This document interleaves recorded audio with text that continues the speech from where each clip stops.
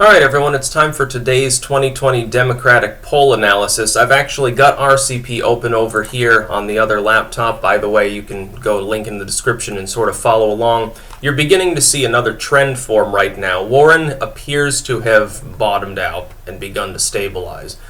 We're not sure of that because we've only got a couple of weeks polling since her peak. She peaked out above Biden at almost 27 points during a lull in Biden's support, of course. It looks like he regained that and that she lost some support to other candidates as well. She's now down more than 5 points, although again, it looks like there's a statistical abnormality. It's hard to tell which polls are outliers here because a couple of recent polls, within the same polling period, two of them have Biden ahead by double digits. One shows a tie and the other ahead with Biden ahead just by a point.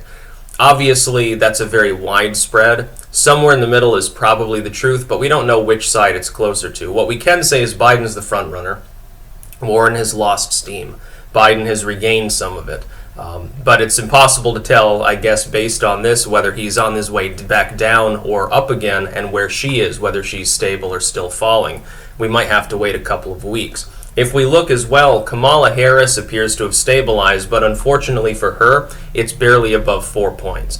Well outside of viability, she collapsed to the mid threes, like 3.6 the other day. A few new polls came out. One of them, I think, had her, 4 or 5? 5 and 6 respectively, and that dragged her up a little. But that's not saying much, and Buttigieg, he's stabilized as well in 4th place, although it looks like he may be rising again because the most recent poll there has him at 9 from Monmouth.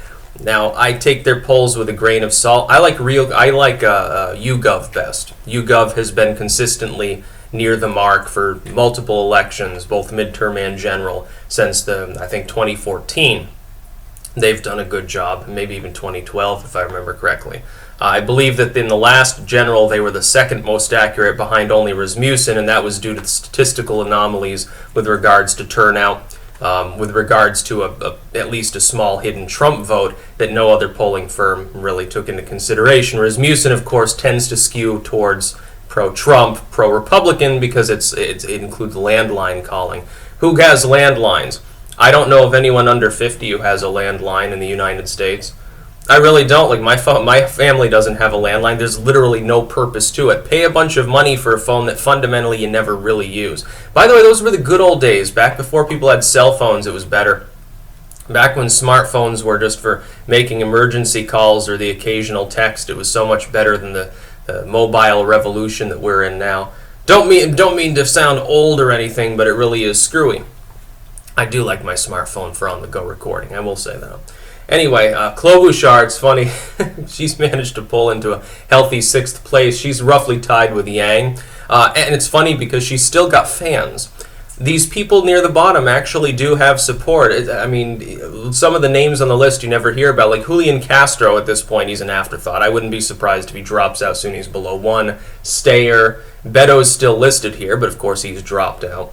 Bennett, don't know anything about him. Don't know anything about his platform. I don't know anything about Klobuchar's platform other than the funny part being that she talked a lot about climate change when she announced during the middle of a blizzard, the freak snowstorm. It was very, very good optics for the launch of her campaign. She probably should have waited for the next day. They could have gone out there with leaf blowers blowing the snow away to make it look like it wasn't so cold, and she could have stood out there in a t-shirt. Instead, she was in a parka, I believe. She was a big fuzzy coat at the time. It was the most hilarious thing ever. It looked like it was raining cocaine on her. I'm sure that would have been the best day of her life. But with regards to the Dem field, we've got to understand that even though he's a legendarily weak frontrunner, even though he's never had, other than when he had a hard peak months ago, he's never really had really high support, that Biden is still by far the frontrunner, including in this aggregated period. Only once has there ever been an aggregated period where he was behind. Only for a short period of time were there some polls where he was behind. Usually they were outliers. Now we have one tie showing up with Warren, but the thing is, if I match that number for Biden against literally all other recent polling, it's the outlier. So I don't believe it. I choose not to believe the Monmouth poll. If I'm looking at the Economist YouGov, Biden's up by a point. That makes sense. It's probably higher than that, but they're probably underestimating that a bit. That same poll has Sanders at 14, which is fairly low. Sanders actually is climbing back up a little bit.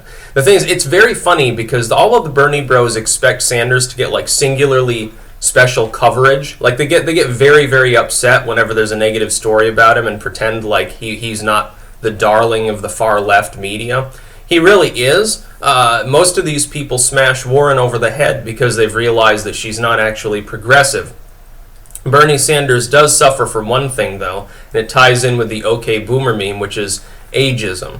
Now, of course, when I say ageism, it is a real thing, but it's not a bad thing. Some people chalk it up to a form of bigotry. It's just the recognition that people at certain ages shouldn't be doing certain things, are more or less attractive to other age demographics, and that there are different stereotypes regarding the different generations.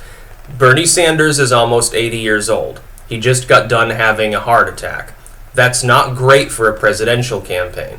It's unprecedented for someone of that age to possibly become the Democratic nominee. I choose to believe that it is extremely unlikely that Sanders wins.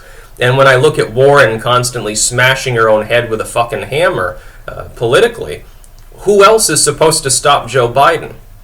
Buttigieg has risen up into the level of viability, but he appears to have stalled out at 7 or 8. That's a far cry from Biden's numbers, and unless somebody else drops out and endorses Buttigieg, I can't see him. At this point, I'm wondering whether he has any chance before voting actually begins, like in New Hampshire and Iowa, to actually rise up far enough to be a viable contender. I'm just not seeing it because he's stubbornly, he peaked at this level before and then he fell back down. It was slow. I mean, he's never been in last place. He's always had 4 or 5 points, but he's got a very, very narrow range of numbers that show up for him. I think there have only been a couple of outlier polls that have ever had him in the double digits. There have been just as many polls in his lulls that showed him at 2 or 3 points. In the aggregate, somewhat stronger. That's always been an outlier, but it was funny. Actually, this is bears mentioning when we're on the topic of Buttigieg.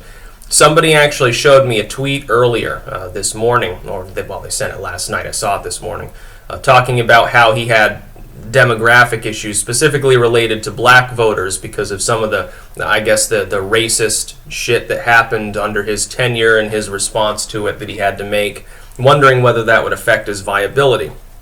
What I would say is this is the hard answer. It does for the Democratic primaries. Would it in the general? No, not really. He's running against a dude who's been cast off as a systemic racist for 1,000 years, so that's not really meaningful. But the Democrats, in order to become the Dem nominee and run in the general, where that wouldn't affect him, he has to get through the primaries where a bunch of far-left voters do hate the fact that he is a white male. Buttigieg is a white male. The fact that he's gay means nothing to them. The fact that he's gay also harms him with black inner-city voters who tend to be quite religious. Religious black voters are an important urban voting bloc for the Democrats. They represent a tiny minority of the U.S. population, and ultimately, the inner city is going to vote Democratic anyway. During a general election, the only thing that he could cause is lower turnout among those blocs.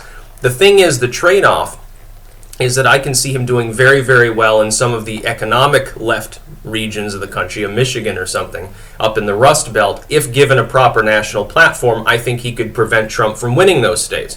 Thus, Buttigieg could potentially win the general election. He could beat Trump. But he has almost no chance of being the nominee because of the demographics within the Democratic Party being so far left and comprised of these blocs, including this rather homophobic bloc of voters which will not support him. By denying him the nomination, I can't see a way forward for any of the other candidates who are viable still to beat Trump. Joe Biden is too incoherent.